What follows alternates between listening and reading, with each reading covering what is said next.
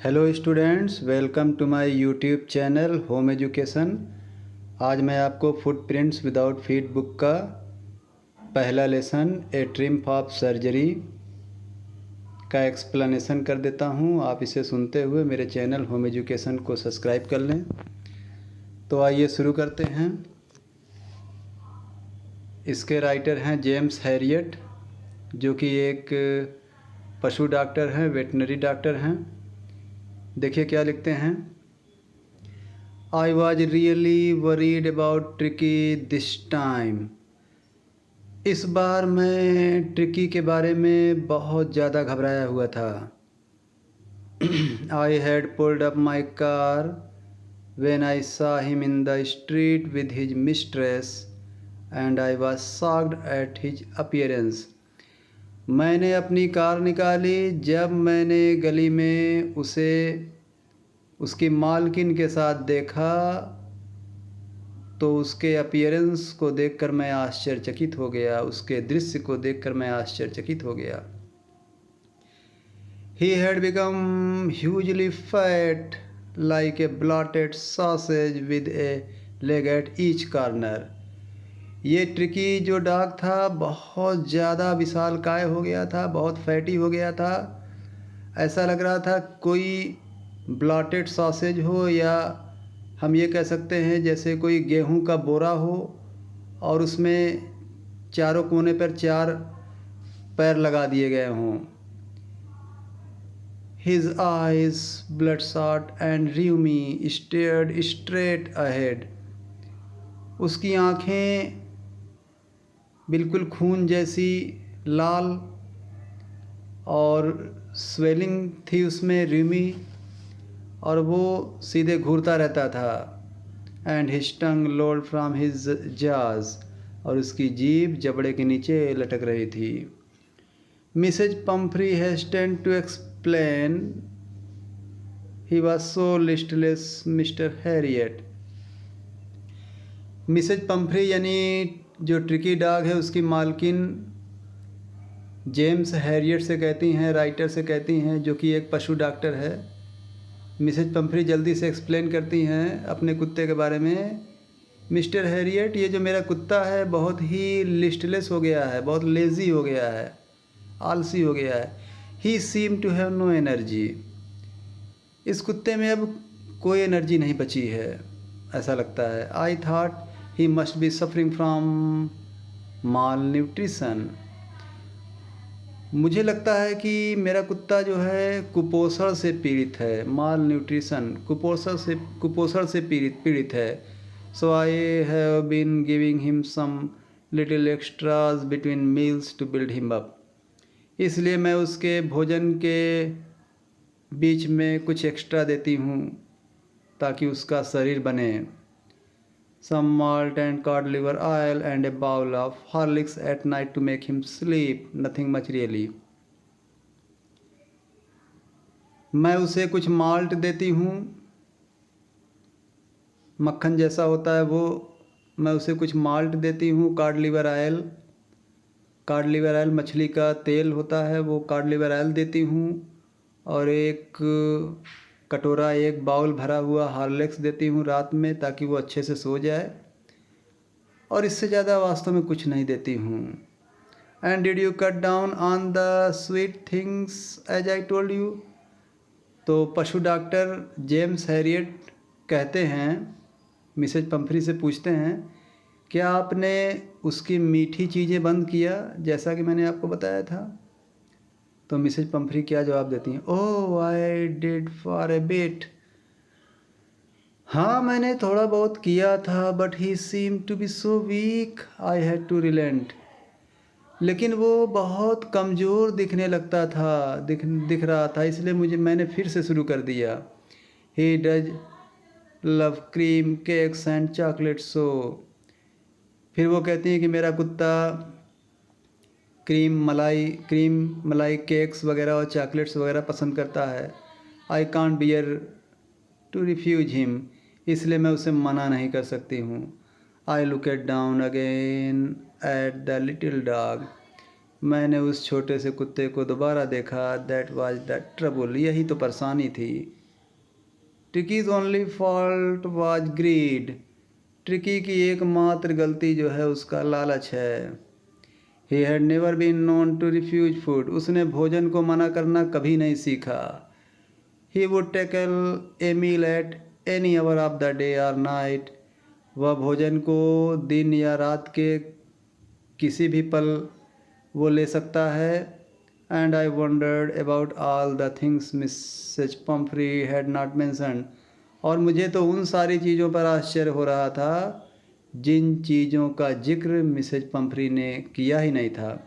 कहने का मतलब है मिसेज पम्फ्री जितना बता रही थी उससे भी कुछ ज़्यादा खिलाती होंगी। Are you giving him plenty of exercise, फिर डॉक्टर साहब पूछते हैं मिसेज पम्फ्री से, क्या आप इसे अधिक से अधिक एक्सरसाइज व्यायाम कराती हैं? वेल हाँ, he has his little walks with me as you can see, हाँ वो थोड़ा बहुत मेरे साथ वॉकिंग कर लेता है जैसा कि आप देख ही रहे हो। But Hodgkin the gardener has been down with lumbago, लेकिन मेरा जो माली है हार्डगिन, उसे पीठ में दर्द की बीमारी हो गई है, लम्बेगो की बीमारी हो गई है। So there has been no ring throwing lately, इसलिए उसे ज़्यादा बाहर घुमाने फिराने नहीं ले जाया जा सकता। कहने का मतलब जो घुमाता फिराता है वो बीमार है इस समय।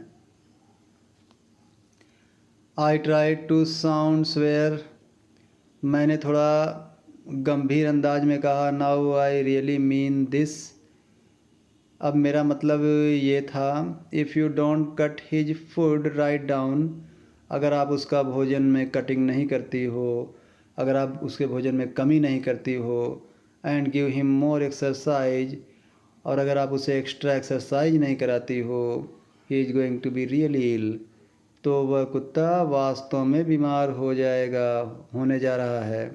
You must harden your heart and keep him on a very strict diet, आपको अपने दिल को कठोर करना पड़ेगा और उसे भोजन बहुत ही कठोर अनुशासित होकर खिलाइए। मिसेज पम्फ्री रंग हर हैंड्स, मिसेज पम्फ्री ने अपना हाथ मला। Oh I will mister Herriot, अच्छा ठीक है मिस्टर हैरियट, ठीक है। I am sure you are right, मैं जानती हूँ तुम सही कहते हो। But it is so difficult, so very difficult, लेकिन यह बहुत कठिन है, बहुत ज़्यादा कठिन है। She set off head down along the road, वह वहाँ से निकल गई सर को, अपने सिर को नीचे किए हुए सड़क पर। As if determined to put the new regime into practice immediately, उसे देखकर ऐसा लगता था कि उसने डिटरमाइन कर लिया था, उसने दृढ़ प्रतिज्ञा कर लिया था कि वो अब एक न्यू रिजाइम के अनुसार, जो न्यू रिजाइम है यानी जो नया प्रबंध है, उस पर अमल या उस पर अभ्यास बहुत जल्दी ही करेगी। मतलब उसने ठान लिया है कि अब डॉक्टर साहब ने जैसा बोला है बिल्कुल वैसा ही अब बिल्कुल करेगी। I watched their progress with growing concern, मैंने उनके विकास को बढ़ती हुई चिंता से देखा। Tricki was tottering along in his little tweed coat, Tricki जो है एक छोटी सी कोट पहने हुए था और काफ़ी बिजुका जैसा लग रहा था, यानी कि शरीर काफ़ी उसका बड़ा था और कोट उसकी काफ़ी छोटी थी, तो जिसके कारण वो बिल्कुल बिजुका लग रहा था। He had a whole wardrobe of these coats, कह रहे हैं ट्रिकी के लिए ऐसी कोट अलमारी में भरी हुई हैं। For the cold weather and raincoat for the wet days, ठंडी के मौसम के लिए कोट और बारिश के मौसम भीगे दिनों के लिए अलग coat. He struggled on dropping in his harness, और वो कुत्ता संघर्ष करता हुआ अपने हार्नेस को, यानी कि जो कोट का जो हिस्सा होता है दाहिने बाएं लटकता है, उसे नीचे की तरफ झुलाता हुआ आगे बढ़ रहा था। यानी ट्रिकी जो है संघर्ष करता हुआ अपनी कोट जो दोनों ओर लटक रही है उसको हिलाता डुलाता हुआ आगे बढ़ रहा था। I thought it would not be long before I heard from Mrs. Pumphrey. मैंने विचार किया कि अब बहुत लंबा समय नहीं बीतेगा जब मैं मिसेज पम्फ्री की तरफ से कुछ सुनूंगा, समथिंग बैड न्यूज़ सुनूंगा। The expected call came within a few days. अनुमानित टेलीफोन कुछ ही दिन में आ गया। Mrs Pumphrey was distraught. Mrs Pumphrey बहुत परेशान थी। Tricki would eat nothing. Tricki कुछ नहीं खा रहा था। Refused even his favourite dishes. उसने तो अपनी पसंदीदा चीज़ों को खाने से भी मना कर दिया था। And besides he had bouts of vomiting. और इसके अतिरिक्त उसे बहुत ज़्यादा उल्टी हो रही थी। He spent all his time lying on a rug panting. वह सारा समय एक फटी हुई दरी पर लेटा रहता था, हाँफ रहा था, पेंटिंग कर रहा था। Didn't want to go for walks. वह तो टहलने भी नहीं जाना चाहता था। Didn't want to do anything. वह कुछ नहीं करना चाहता था। I had made my plans in advance. मैंने अपनी योजना पहले ही बना लिया था। The only way was to get Tricki out of the house for a period. Tricki को ठीक करने का एक ही रास्ता बचा था कि उसे कुछ समय के लिए घर से बाहर निकाला जाए। I suggested that he be hospitalized for about a fortnight to be kept under observation. मैंने मिसेज पम्फ्री को सुझाव दिया कि उसे लगभग फोर्टनाइट 15 दिन के लिए मेरी निगरानी में हॉस्पिटलाइज करना पड़ेगा, मेरे क्लिनिक भेजना पड़ेगा। The poor lady almost swooned. ये सुनकर बेचारी लेडी मिसेज पम्फ्री को मानो मूर्छा आने लगी, चक्कर आने लगा। She was sure he would pine and die if he did not see her every day. वह श्योर थी, वह निश्चित थी कि वो कमज़ोर पड़ जाएगा और मर जाएगा अगर वो अपनी मालकिन को रोज़ाना नहीं देखेगा। But I took A firm line. लेकिन मैंने भी एक फर्म फैसला कर लिया था, मैंने दृढ़ प्रतिज्ञा कर लिया था। Tricki was very ill and this was the only way to save him. Tricki बहुत बीमार था और उसे बचाने का यही एक रास्ता था। I thought it best to take him without delay and followed by Mrs Pumphrey's wailing. मैं चाहता था कि बिना कोई डिले हुए और मिसेज पम्फ्री का फैसला बदले हुए मैं ये काम कर लेना चाहता था। मतलब कहीं ऐसा ना हो कि मिसेज पम्फ्री उसे अपने घर से भेजने से मना कर दें। I marched out to the car carrying the little dog wrapped in a blanket. I marched out to the car carrying the little dog wrapped in a blanket. मैंने छोटे से कुत्ते को एक ब्लैंकेट में लपेट कर, कंबल में लपेट कर अपने कार की तरफ बढ़ा। The entire staff was roused and mates rushed in and out bringing his day bed, his night bed, favorite cushions, toys and rubber rings, breakfast bowl, lunch bowl, supper bowl.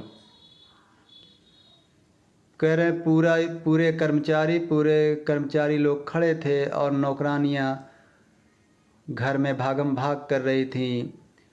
जैसे कि tricky का दिन में लगाने वाला बिस्तर और रात में लगाने वाला बिस्तर, उसका फेवरेट तकिया, खिलौने, रबड़ की रिंग, नाश्ता करने वाला कटोरा, लंच करने वाला कटोरा, शाम का भोजन करने वाला कटोरा, ये सब ला रही थी।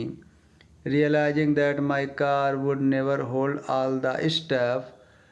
ये महसूस करके कि मेरी कार अब ज़्यादा सामान नहीं रख पाएगी या मेरे कार में ज़्यादा सामान नहीं आ पाएगा। I started to drive away. मैंने अपनी कार स्टार्ट करके आगे बढ़ गया। एज आई मूव्ड ऑफ, जैसे मैं आगे बढ़ा, Mrs Pumphrey with a despairing cry threw an armful of the little coats through the window. Mrs Pumphrey निराशा से रोते हुए एक मुट्ठी में जितना आ सकता है उसकी छोटी कोट विंडो से फेंक दी। यानी उन्होंने विंडो से अपने मुट्ठी में उसकी छोटी कोट को विंडो से फेंक दिया। I looked in the mirror before I turn the corner of the drive. जैसे ही मैं कोने की तरफ ड्राइव करता हुआ घूमा तो मैंने खिड़की से मिसेज पंफरी को ट्रिकी की कोट फेंकते हुए देखा था। Everybody was in tears. सभी लोगों के आंखों में आंसू थे, सभी लोग रो रहे थे। Out on the road I glanced down at the pathetic little animal gasping on the seat by my side. जब मैं दूर सड़क पर चला गया तो मैंने उस दयनीय छोटे से एनिमल को अपने ही बगल में बैठे हुए हाँफते हुए देखा। I patted the head and Tricki made a brave effort to wag his tail. मैंने उसके सिर को सहलाया और ट्रिकी ने अपनी पूँछ को हिलाने में बड़ा एफर्ट करना पड़ा। मतलब उस इतना कमज़ोर हो चुका है कि पूँछ को हिलाने में उसे बड़ी मेहनत करना पड़ा। Poor old lad I said. बेचारे बच्चे, बेचारे लड़के, मैंने कहा। You haven't a kick in you. तुम्हारे अंदर तो इतना शक्ति नहीं है कि तुम अपना पैर चला सको। But I think I know A cure for you. लेकिन मैं जानता हूँ तुम्हारा इलाज मैं ही कर सकता हूँ। At the surgery the house hold dogs surge round me. Doctor साहब कहते हैं मेरे क्लिनिक पर मेरे घरेलू कुत्ते मुझे घेर लिए। Tricki looked down at the noisy pack with dull eyes. Tricki ने नीचे की ओर देखा, उन शोर शराबा करते हुए कुत्तों के झुंड को बड़ी नीरस आँखों से देखा। एंड वेन पुट डाउन ले मोशनलेस ऑन द कारपेट। और फिर वो बिल्कुल गतिहीन होकर एक दरी पर बैठ गया। The other dogs after sniffing round him for a few seconds. दूसरे कुत्ते कुछ सेकंड के लिए उसके गोल गोल घूमते हुए उसे सूंघते हुए decided he was an uninteresting object and ignored him. उन कुत्तों ने फैसला किया कि ये एक अनइंटरेस्टिंग चीज़ है, बेकार चीज़ है, और फिर उसे इग्नोर करके चले गए। मतलब जो डॉक्टर साहब के यहाँ कुत्ते हैं क्लिनिक पर, वो कुत्ते ट्रिकी को पसंद नहीं किए, उसे सूंघ सूंघ कर निकल गए। I made up a bed for him in a warm loose box next to the one where the other dog slept. मैंने एक लकड़ी का ढीला ढाला लेकिन गर्म बिस्तर ट्रिकी के लिए बनाया, ठीक वहाँ पर जहाँ पर अदर डॉग सोते थे उन्हीं के बगल में ही मैंने बनाया। For 2 days I kept an eye on him. 2 दिन तक मैं ट्रिकी पर नज़र बनाए रखा। Giving him no food but plenty of water. उसे मैंने कोई भोजन तो नहीं दिया लेकिन मैंने ढेर सारा पानी दिया। At the end of the second day, दूसरे दिन के अंत में, he started to show some interest in his surroundings. दूसरे दिन के अंत में उसने अपने आसपास के चीज़ों में थोड़ा इंटरेस्ट लेना शुरू कर दिया। एंड ऑन द थर्ड, और तीसरे दिन, he began to whimper when he hear the dogs in the yard. तीसरे दिन जब वो आंगन में कुत्तों की आवाज़ सुनता था तो वो थोड़ा सचेत हो जाता था, विम्पर हो जाता था। When I open the door, जब मैंने दरवाज़ा खोला, ट्रिकी ट्रॉटेड आउट। ट्रिकी बाहर आया and was immediately engulfed by Joe. और उसकी तुरंत भिड़ंत जो से हो जाती है। द ग्रे हाउंड, जो कि एक सिलेटी कलर का कुत्ता है, एंड हिज फ्रेंड्स, और उसके मित्रों से भी मुलाकात हो जाती है। After rolling him over and थ्रूली inspecting him, tricky के शरीर के ऊपर से नांगते हुए, डांकते हुए और उसकी अच्छे से जांच पड़ताल करते हुए, the dogs moved of down the garden. सारे कुत्ते गार्डन बगीचे की तरफ चले गए। Tricky followed them rolling slightly with his surplus fat. Tricky भी उनके पीछे पीछे गया अपनी बची हुई चर्बी को हिलाते डुलाते हुए। लेटर दैट डे, उस दिन के बाद, I was present at feeding time, मैं भोजन देने के समय, कुत्तों को भोजन देने के समय उपस्थित रहता था। I watched while Tristan slopped the food into the bowl, मैं निगरानी करता था जब मेरा नौकर ट्रिस्टन कटोरे में भोजन को डालता था। There was the usual headlong rush followed by the sound of high speed eating, और भोजन को डालते ही वहाँ पर ढेर सारे कुत्ते आ जाते थे और बहुत तेज़ी से आवाज़ निकालते हुए भोजन को करने लगते थे। Every day every dog knew that if he fell behind the other he was liable to have some competition for the last part of his meal. कह रहे हैं हर कुत्ता जानता था कि अगर वो पीछे छूट गया तो जैसा कि उनके बीच कंपटीशन चल रहा है, उसे भोजन का अंतिम हिस्सा, बचा खुचा हिस्सा ही खाना पड़ेगा। एक्चुअली जब सारे कुत्ते खा जाएंगे तो जो बचा खुचा होगा वही उसे खाना पड़ेगा, उसी से काम चलाना पड़ेगा। तो student, A triumph of surgery का ये पहला पार्ट है और दूसरा पार्ट इसके बाद आपको मिलेगा। ठीक है, ओके।